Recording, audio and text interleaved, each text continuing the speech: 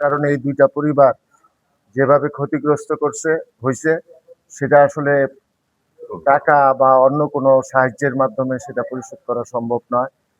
কিন্তু আজকে আমরা চেষ্টা করছি, কারণ এই যে এই ছেলে ২ টার মধ্যে একজন আমার সাথে জেল খেটেছে, মামলা-টামলা খেয়েছে।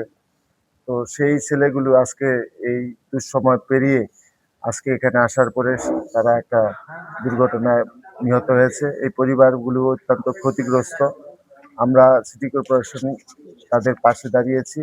আমরা আশা করি আজকে ২ টা পরিবারকেই ৳১০,০০,০০০ করে ২০,০০,০০০ টাকার ২ টা চেক হস্তান্তর করলাম এবং তাদের ২ পরিবারের থেকে ২ জনকে আমরা এই সিটি কর্পোরেশনে চাকরির ব্যবস্থা করেছি।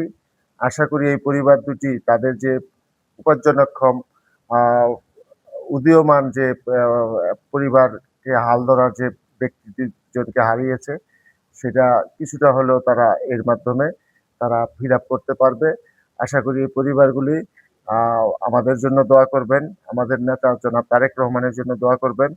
যাতে করে আমরা এভাবে জনগণের পাশে দাঁড়াতে পারি এবং জনগণ যাতে এই এই ধরনের দুর্ঘটনার মধ্যে আর কবলিত না হয়, সেটা আমি ইতিপূর্বে আমার সিটি কর্পোরেশনের যত গাড়ি ঘোড়া আছে সেগুলিকে আমরা নির্দেশ দিয়েছি, যাতে কোনো এ ধরনের দুর্ঘটনা না ঘটে।